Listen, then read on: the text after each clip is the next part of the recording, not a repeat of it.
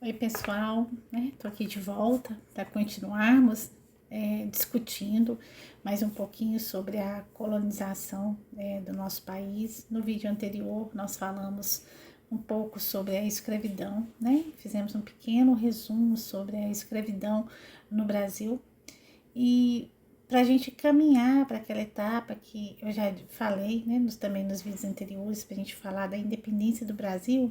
Precisa a gente entender um pouquinho o que trouxe, né, a família real para o Brasil. O que aconteceu, né? A chegada da família real no Brasil, a causa, as consequências, né, com a chegada da família real no Brasil. Porque até então a gente vem falando de outros assuntos e este também é um assunto que muitas vezes também é muito pedido em provas de concursos, no Enem, né, gente, vestibular. Então, é um tema que a gente também pode conhecer um pouco melhor. Então, vamos lá? A chegada da família real no Brasil foi motivada, né, pelos conflitos gerados por Napoleão Bonaparte. Ela iniciou em 29 de novembro de 1807 esses conflitos, né? E terminou em 22 de janeiro de 1808, na cidade de Salvador, seguindo para o Rio de Janeiro. No Brasil, a corte portuguesa realizou melhorias que influenciaram na independência da colônia, né?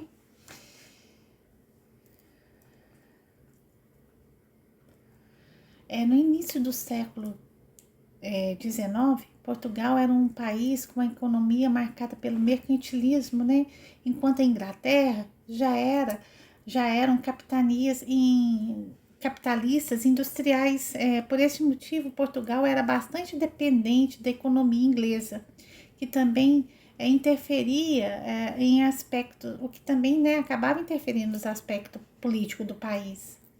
Um exemplo dessa relação é o Tratado de Methuen, dos panos e vinhos, assinado no século XVIII e que ainda duravam, né? Nele, os portugueses aceitaram comprar tecidos apenas da Inglaterra para poder vender seus vinhos aos britânicos. Napoleão Bonaparte, né, após o fim da Revolução Francesa, assumiu o governo da França e sua política era a de formar um império, e ele defendia os interesses da burguesia nacional e governava mesmo como autocrata. Napoleão, após o fim da Revolução, Napoleão, né, com o fim da Revolução, queria derrubar a Inglaterra e ter também o poder econômico.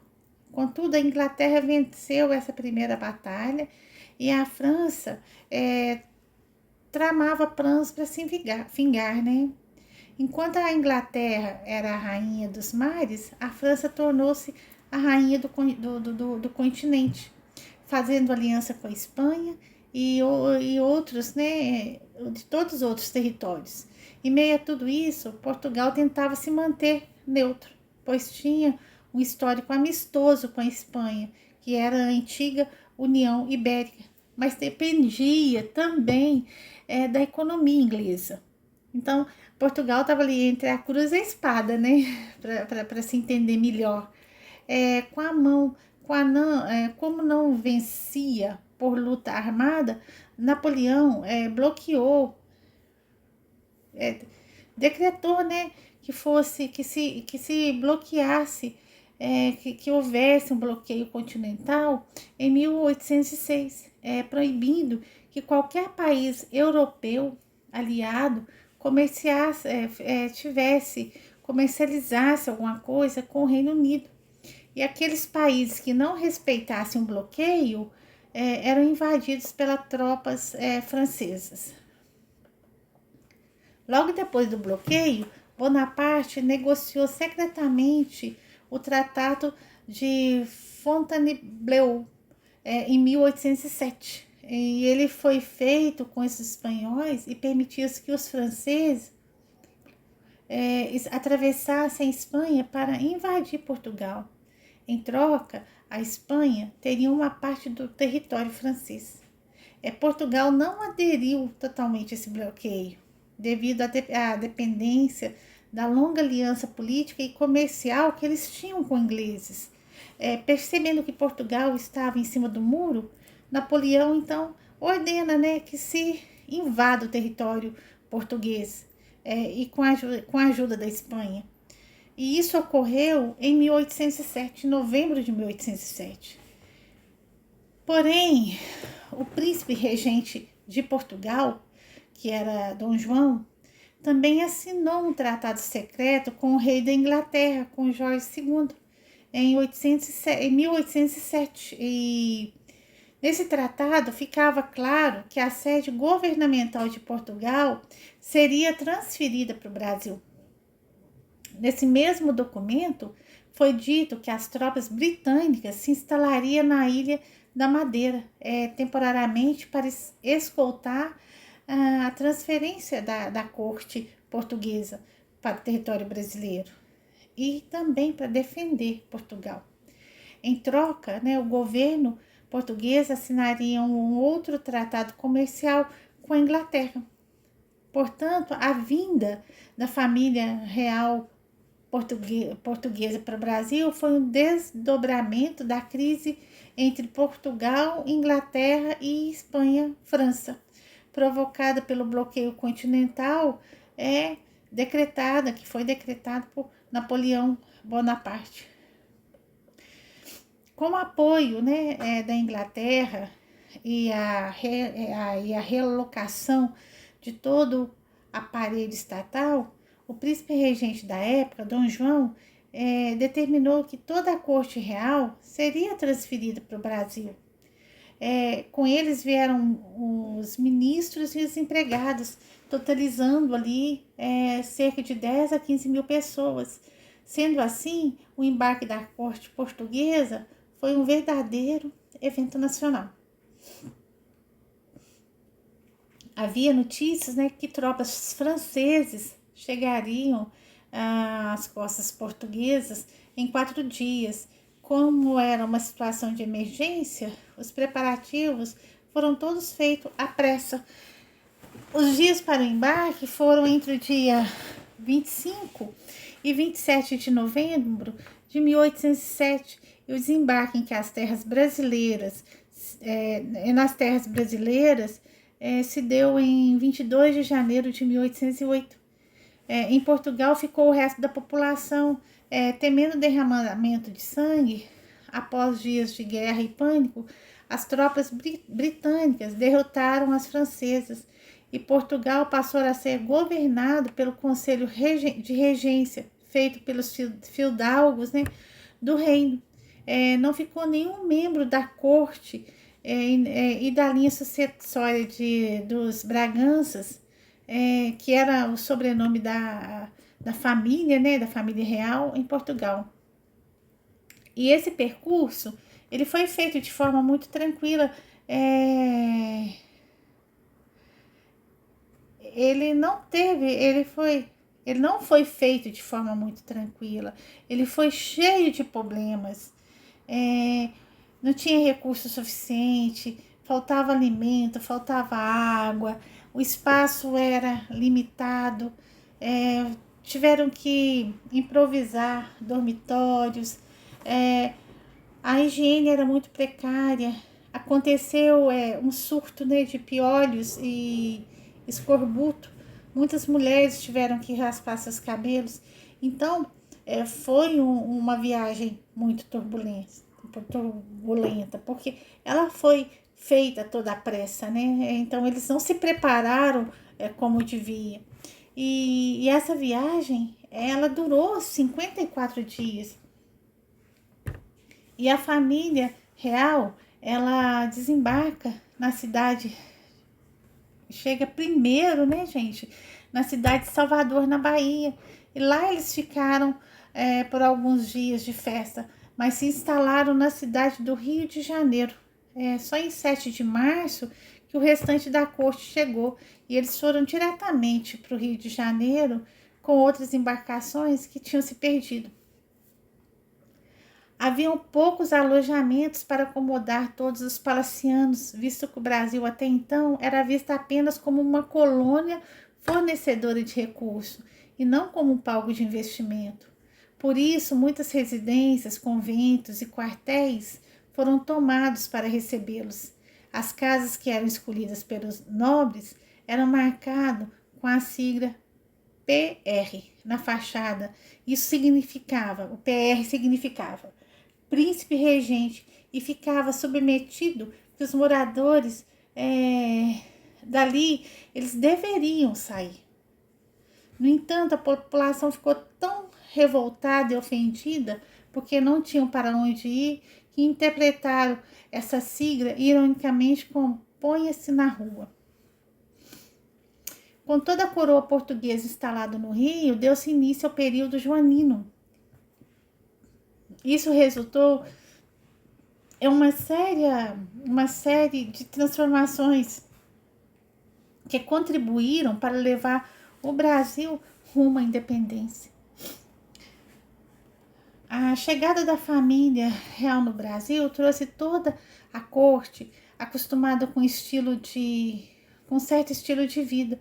Por isso, ao se estabelecer aqui no território brasileiro, foi preciso que se realizassem mudanças em todos os setores para criar um ambiente satisfatório e que agradasse, a toda a corte.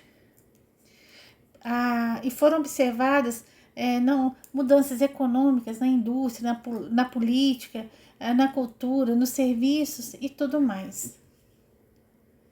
Assim que chegou ao Brasil, ainda na Bahia, a primeira coisa que Dom João fez foi tomar uma medida muito importante. Assinou o Tratado de Abertura dos Portos às Nações Amigas e criou a Escola de Cirurgia em 1808. O mais importante que o avanço na medicina, a abertura de portos, significava que poderia haver comércio direto entre o Brasil e as nações sem intermédio de Portugal. Essa característica agregou a independência econômica da nossa colônia. Estabelecimento do Alvará de Liberdade Industrial. Em 1º de abril de 1808, Dom João permitiu o desenvolvimento de manufaturas e indústrias no Brasil que eram antes proibidas por ser uma colônia. No entanto, essa tentativa foi um fracasso, pois não havia mecanismo, matéria-prima, indústrias de base como metalurgia, siderurgia e nem proteção comercial da produção brasileira. O que havia era uma forte economia agroexportadora escravista, E de qualquer forma, a permissão estava dada. Posteriormente, o país concretizaria esse setor. Embora a capital tivesse sido transferida de Salvador para o Rio, o período pombalino durante o período pombalino, só com a chegada da família real é que isso se consolidou. O Rio sofreu uma série de modernização e investimentos com melhorias e novos edifícios públicos. Assim, houve a criação de várias instituições. Imprensa Régia em 1808, a Real Academia Militar em 1810, o Jardim Botânico em 1808, a Real Fábrica de Pólvora em 1808, o Banco do Brasil também foi criado em 1808 e o Laboratório Químico Prático em 1812. O que se diz nas mudanças políticas, em junho de 1808, impostos das mercadorias importadas para o Brasil foram reajustadas. Aumentou-se as taxas das mercadorias das nações amigas para corrigir o desfavorecimento do produto de Portugal. Os ingleses logo reagiram, reivindicando seus benefícios diferenciados com consequência, foram estabelecidos 3 tratados em 1810. Tratado do Comércio e Navegação, o Tratado da Amizade e Aliança e o Tratado de Pactes. Esses tratados que tinham como as principais características a extraterritorialidade, né? Ingleses que cometessem crimes em territórios portugueses seriam julgados com a forma da lei inglesa. A liberdade religiosa para os ingleses, a redução das taxas para as mercadorias ingleses e a abolição do tráfico negreiro. E as suas consequências foram a aniquilação da burguesia portuguesa mercantil e a consolidação do capitalismo, né? O atraso do movimento industrial brasileiro, a permanência do domínio britânico, né? Sobre Portugal e extensão direta ao Brasil. Em 1814, com o fim da era napoleônica, foi criado o Congresso de Viena para redefinir, né, os limites dos mapas. Isso porque a formação do Império englobou as nações em um único grande território, desconsiderando as diferenças sociopolíticas. Dessa forma, o retorno da família real a Portugal foi requisitado para que o governo do território de Portugal fosse legitimado. No entanto, um membro do Congresso sugeriu a elevação do Brasil a Reino Unido, para que a corte permanecesse lá e o seu governo fosse legitimado. Então, no dia 16 de dezembro de 1815, D. João criou o Reino de Portugal, Brasil e Algarves, por meio de uma carta régia. Logo, o Brasil deixou de ser colônia. Algumas insatisfações surgem em Portugal. Aí estoura, né, a Revolução do Porto. Dom João precisou voltar para Portugal e, por isso, deixou seu filho, Dom Pedro I, como governante. A partir daí, vamos ver um Brasil influente e bem equipado, começando a história, né, da independência do Brasil. Além disso, as belas artes estavam entre os setores que mais receberam impacto. Houve um intenso crescimento cultural. A Real Biblioteca de Portugal foi transferida totalmente de Lisboa para o Rio de Janeiro em 1810 e o acervo inicial de 60 mil livros era composto por livros, mapas, manuscritos, né, estampas, medalhas, sendo a origem da atual Biblioteca Nacional. Também foi criado, em 1813, o Real Teatro de São João, com a forma de entretenimento, né, dos imigrantes, dos integrantes, né, da corte. Atualmente se encontra o Teatro de João Caetano, né? Hoje se encontra nesse local, né, o Teatro de João Caetano. Na música surge o compositor Marcos Portugal e o brasileiro Padre José Maurício. Naquela época, eles foram responsáveis por grandes melodias, pelas maiores melodias de sucesso da América. E com o fim da Guerra Napoleônica, vários artistas franceses ficaram sem trabalho. Sabendo da reconstrução na colônia brasileira, recorreram a Dom João e começa então o que se chamou de Missão Francesa, um investimento na pintura que possibilitou a abertura da Escola Real de Artes, Ciências e Ofícios. Com a proximidade da corte e itens trazidos em grande quantidade da Europa, o mobiliário e a moda foram impulsionadas no Brasil. Isso gerou a diversificação do comércio com serviços como cabeleireiros, chapeleiros, estilistas. Por conta do bloqueio continental, né, e dos acordos estabelecidos, a Inglaterra utilizava o Brasil para escoar suas mercadorias excedentes e desnecessárias. Assim chegavam à capital as sopas de inverno, espartilhos, candelabros e até mesmo patins de gelo. Então, gente, durante esse período em que a corte, né, que a corte portuguesa vem para o território brasileiro, muitas mudanças surgem, né? E ela foi como diz, ela impulsionou, essas mudanças impulsionaram, né, a independência do nosso país. Porque quando Dom João passa o governo para Dom Pedro I, aí a gente vai ver um país, um Brasil influente e bem equipado. E para entender isso, a gente vai lá, né, já entrando na independência do Brasil, onde, quando e como e quem, né? Como começou isso tudo, né? Como começou essa guinada, né? Essa reviravolta. Como a gente viu lá atrás, a independência do Brasil ocorreu em 7 de setembro de 1822. A partir desse dia, o Brasil se tornou um reino independente de Portugal. A proclamação foi feita por Dom Pedro I às margens do riacho do Ipiranga, em São Paulo.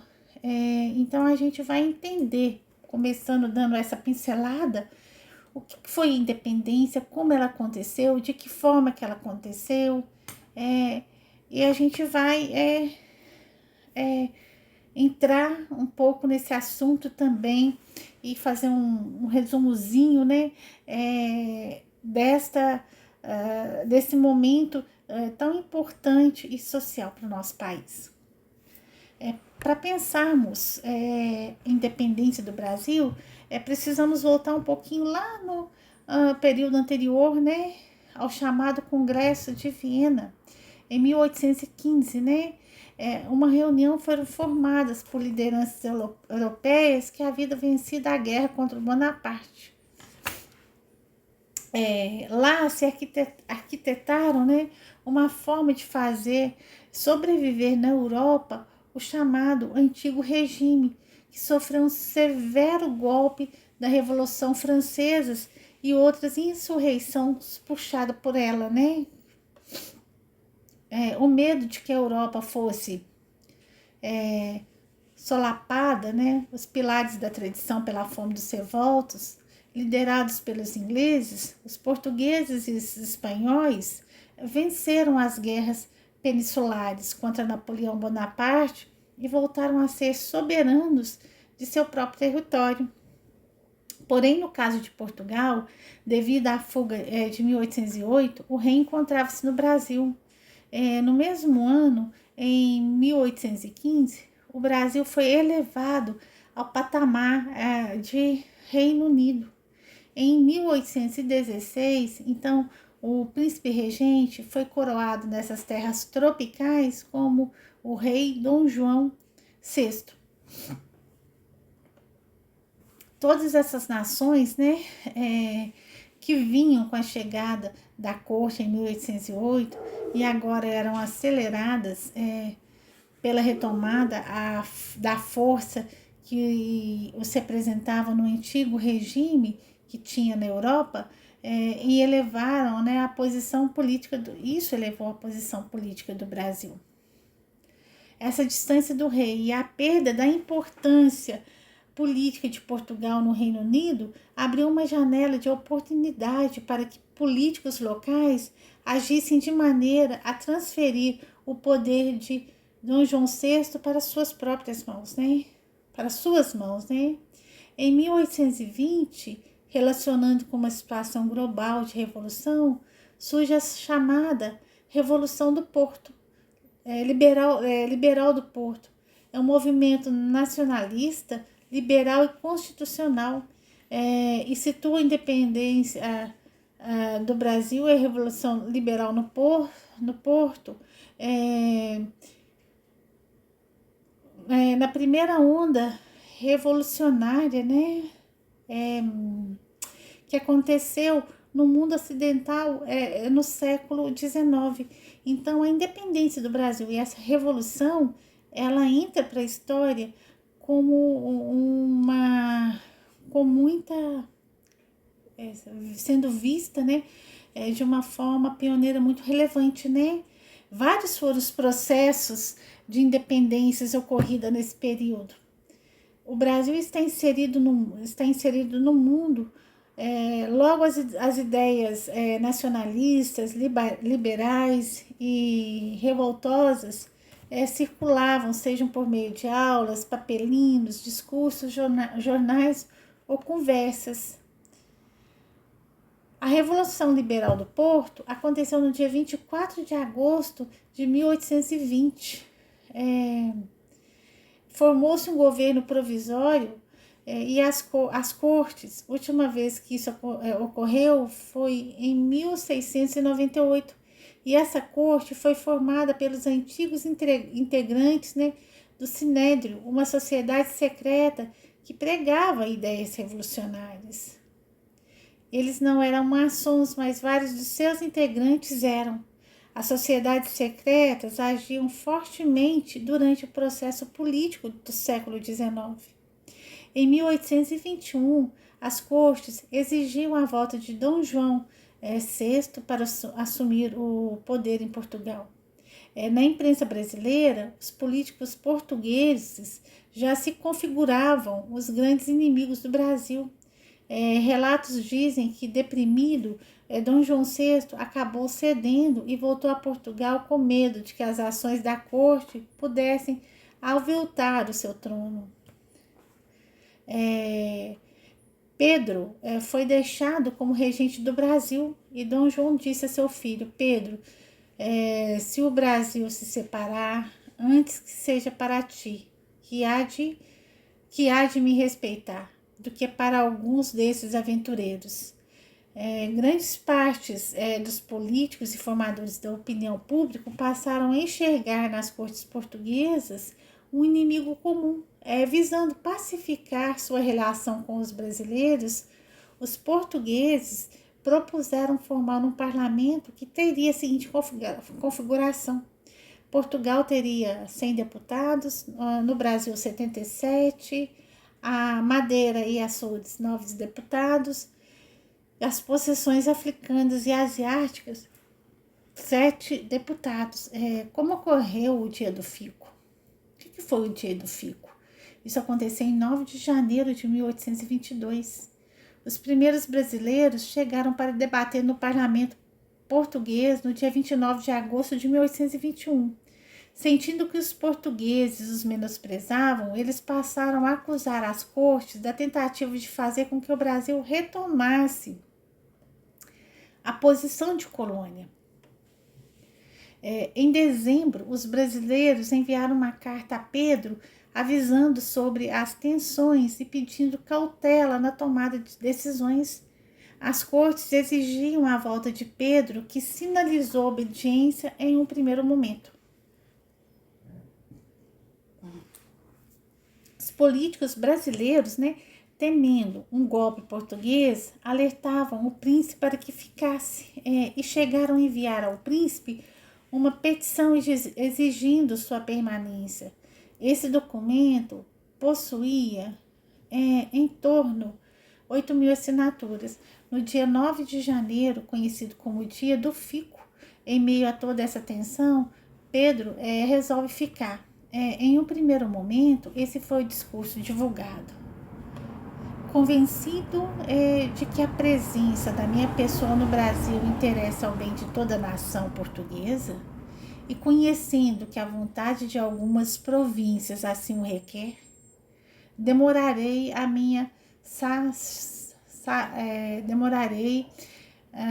minha sabida, até que as cortes e meu augusto pai e senhor deliberem esse respeito com perfeito conhecimento das condições que têm ocorrido.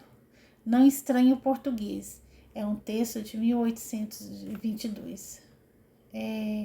Logo seguinte, o Senado disse ter errado na transcrição e divulgou o discurso que cristalizou um momento da história. Como é, para bem de todos, a felicidade geral da nação, estou pronto, diga ao povo que fico.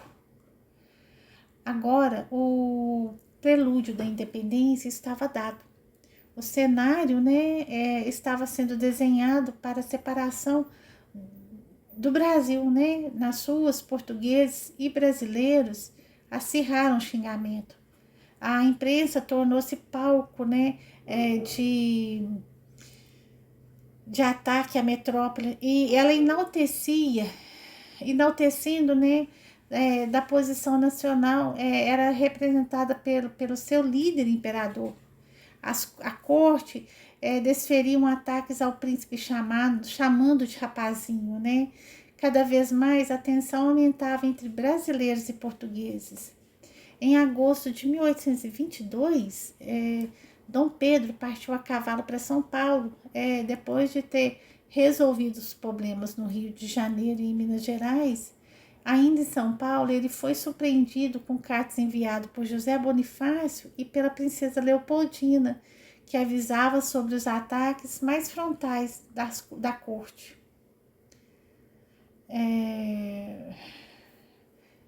Pedro reuniu, os homens à margem do rio Ipiranga no dia 7 de setembro de 1822 e deu o famoso grito de independência ou morte, atirando ao chão as fitinhas azuis e brancas que representavam a corte portuguesa, que representava Portugal. O azul e branco foi logo trocado pelo verde e amarelo, que representava a dinastia, do Reino do Brasil. Ele foi recebido com festa no Rio de Janeiro, tendo feito a viagem de volta em tempo recorde. Dom Pedro foi o primeiro imperador do Brasil e enfrentou um grande problema: como deixar o Brasil unido nesse processo de separação. A independência do Brasil, ela foi pacífica. Ao descrever a independência do Brasil como revolução da onda de 1820, Eric Hobsbawm usou a seguinte frase: em 1822, o Brasil separou-se pacificamente de Portugal, sob o comando do regente deixado pela família real portuguesa em seu retorno à Europa após o regime napoleônico. Porém, essa informação é equivocada, pois os portugueses não aceitaram a independência do Brasil pacificamente. Houve uma guerra entre portugueses e brasileiros na província do Grão-Pará, no Maranhão, Ceará, Bahia, Ciplastina, sendo o último lugar a expulsar os portugueses a Bahia, que aconteceu em julho de 1823. Um grande problema para o primeiro reinado foi conseguir o reconhecimento do Brasil como independente pelas grandes fronteiras, Então, gente, a gente vê que aí já começa essa caminhada revolucionária, do nosso país. Aí acontece a independência do nosso país. O Brasil agora é um país independente e ele está sob a regência de Dom Pedro, e ele começa a partir daí a sofrer mudanças políticas e econômicas.